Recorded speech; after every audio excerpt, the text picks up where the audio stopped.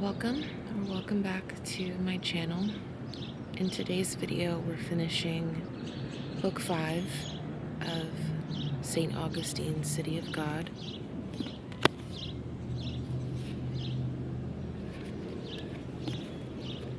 Our story continues on page 113, and I also want to say that I do my best to keep the chapters in the same video. Like if I start reading on chapter 17, I try to finish on chapter 17, if that makes sense. Like I don't want to leave you in the middle of a chapter, but in my past videos I realized that may not have happened.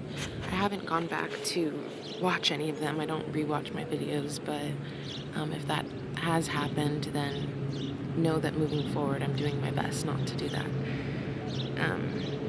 Chapter 17 begins on page 113, and the first part that I want to speak about is the beginning. St. Augustine says that when it is considered how short is the span of human life, does it really matter to a man whose days are numbered what government he must obey, so long as he is not compelled to act against God or his conscience?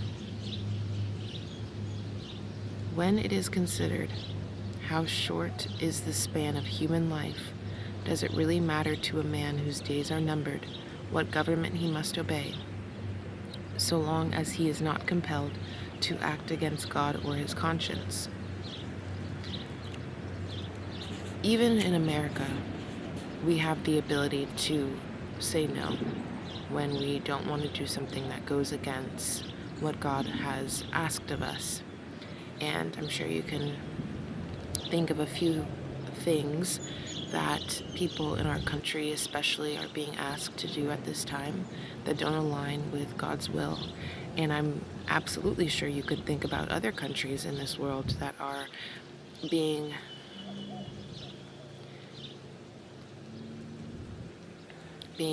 victimized in order to satisfy the pockets of other people. And I want you to understand that it doesn't matter which government you are living under, it doesn't matter what country you are in. It does not matter. What matters is your ability to act out of faith at all times, to follow God's will. And violence is never included in that. Any sort of abuse is not included in God's plans for us. Never feel like you need to hurt others in order to keep yourself safe. The only thing that God asks us to do is to follow Him, follow her, follow them, whatever you consider it to be. It's all the same. When you feel like other entities are asking you to go against God, to act against God, as St. Augustine calls it, you must understand that in doing so, you're acting against your own Creator, and that has vast consequences, unlike anything we can imagine.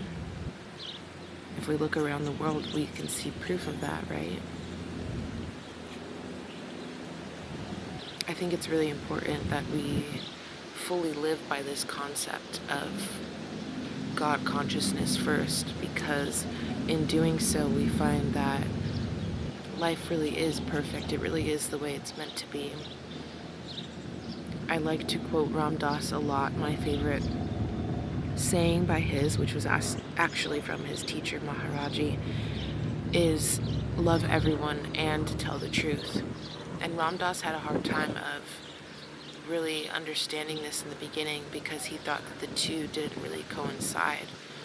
He still had some ego left to dismantle, and he found that he was getting annoyed by people that he so-called loved, and what he was missing in that part is to tell the truth, right?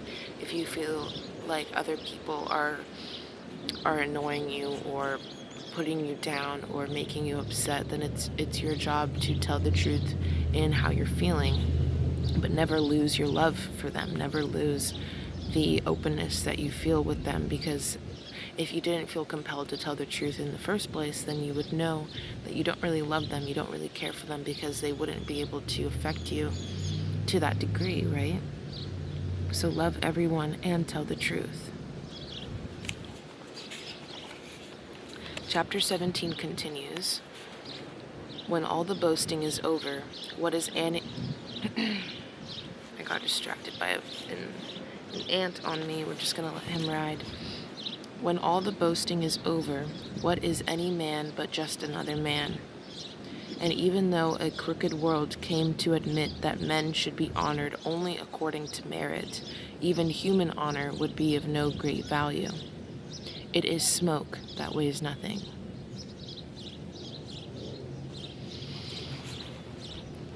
When all the boasting is over, what is any man but just another man? And even though a crooked world came to admit that men should be honored only according to merit, even human honor would be of no great value. It is smoke that weighs nothing. This again speaks to our ego and how this whole medal of honor that we put onto people that were usually, right, acting out of their government's selfishness, we find that that does not equate to morality, for instance. It doesn't equate to somebody's ability to have an open heart for others. In that case, they wouldn't have acted in such abusive ways, for instance. And that's usually how people get these honorable badges, when they step on others, when they claw at the people at the bottom in order to get to the top. That's when we see people being praised for all of their hard work or all of their money, for instance. And it's really important to realize that there's no amount of money that could ever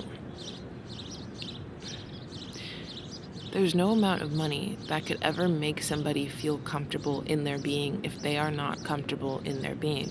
Do you understand what I'm saying? You must be of clear mind and clear heart and clear consciousness in order to fully be satisfied with what life has offered you, and no amount of money can bring that for you. If you're on this video, I have a feeling you already understand that part, but if you're having a hard time understanding me, then I would definitely look more into the abundance mindset and how money does not equate abundance, and true wealth comes from a man's heart, a woman's heart. A crooked world came to admit that men should be honored only according to merit. It's very obvious why he called it crooked, because it's not correct, because God made us all in his image, right? We are all equal. We are all of high honor. We are all of high worthiness. I guess that makes sense. We are all worthy of all the things that we ever wanted for ourselves. And it was the crooked world, the crooked people that came before us that started this rumor that the only way to be worthy, the only way to be of value is to have things, is to have possessions, right? We can see that in slavery. People being told that they're nothing simply because of the color of their skin and for the fact that they don't own anything. And it was a really big deal when people were able to buy land for themselves, right? To buy a home, because that is what people above them were telling them has value, not within themselves, not in their very essence, just having human life, right? They were told that they must continue to struggle for things that they don't actually need and that they don't actually want. And it was always like a double-edged sword, right? Because you felt like, especially before leisure came to be, people were always working. And it was because of this subliminal drive. And at that time it wasn't very subliminal, but I guess in a way it always has been, this drive to make a name for yourself, because we didn't believe that we had worth in just our name, in just our being and having a body. It is smoke that weighs nothing.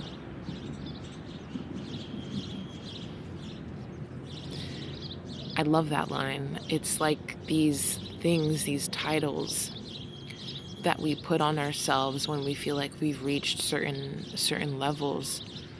It's just a part of the veil. It's a part of Maya. It's a part of the illusion.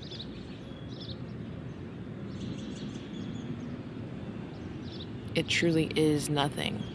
We are all going to die. We are all going to end up 6 feet under, or ashes, or somewhere nobody will ever find us. We are all going to end up somewhere. And when I say we, I mean our bodies. Our souls are eternal. Our life force it's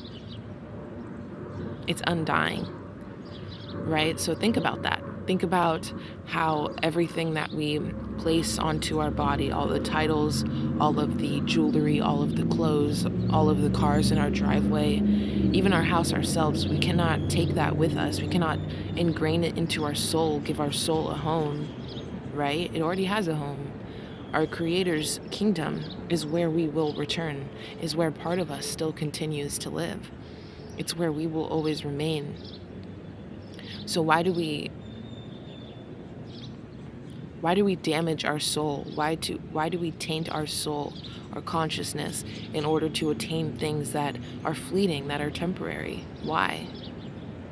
Because we've been told and taught that it matters. It is smoke that weighs nothing. We continue on to the end of chapter 20, where St. Augustine says, "It is different with the man who believes in, hopes in, loves, and truly worships God. He gives more attention to the defects in which he takes no pleasure than to whatever virtues he may have and which are not so much pleasing to him as to the truth. And whatever he finds that is pleasing, he attributes solely to the mercy of him whom he fears to displease, thanking God meanwhile for the defects which have been corrected and praying for the correction of others." Excuse me. It is different with the man who believes in, hopes in, loves, and truly worships God. It is a different sort of drive that true believers and faithful men, faithful women are seeking. It's a different type of love. It's a different type of perception of themselves and of the world, and you really only get it if you get it. I cannot explain that unless you, too, are a devotional being. He gives more attention to the defects in which he takes no pleasure than to whatever virtues he may have and which are not so much pleasing to him as to the truth. It's something about having an open heart and wanting to help people see it the right way that devotional people have a tendency to do, because that is God's will. God's will is not to colonize. God's will is not to force religion upon others. God's will is to live by example and to not take pleasure in the physical world in the way that people caught in the matrix, if you will, often do. It's a very different way of life that you begin to live when you put God first, when you realize that what is seen is temporary, but what is unseen is eternal. Whatever he finds that is pleasing, he attributes solely to the mercy of God, whom he fears to displease, thanking God meanwhile for the defects which have been corrected. This means the things in our life that we have found were causing us to struggle or were causing us to be in pain. When those things are healed by God, because they will be, all you can do is be grateful for them and give thanks to God, because he did the healing, or she did the healing, they did the healing in order to help, in order to give us the life that we have been asking for, because we are co-creating with God. We are still part of the eternal being that we were created from, right? And we are creating alongside the Creator. How amazing is that? when we truly believe and receive, all we can do is give thanks. We cannot become selfish beings. We cannot become caught in false beliefs, right? False idols. The second that we do that, we understand that we are reversing back to, I keep hearing devil. We are reverting back to the devil's way of life when we take from God and we do not give thanks, and we turn it into some sort of holy game, and not in a good way. Like, I mean, almost like a competition, you know? When that's not the way that this world operates. It does for some people, and it's not operating in a good way, right? It's survival. When you live like that, you're surviving.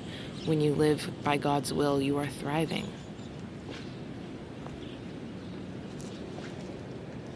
And praying for the corrections of the others. When you find people come into your life that do not want you to be happy, do not want you to be satisfied, they want you to continue to struggle because that's how they may have known you in the past, and that's where they're comfortable with themselves. All you can do is pray for them. Pray for them to find God's light, and do not force it upon them. Do not continue to try to teach them. All that you can do is live by example, and that's all that God wants us to do. So remember that.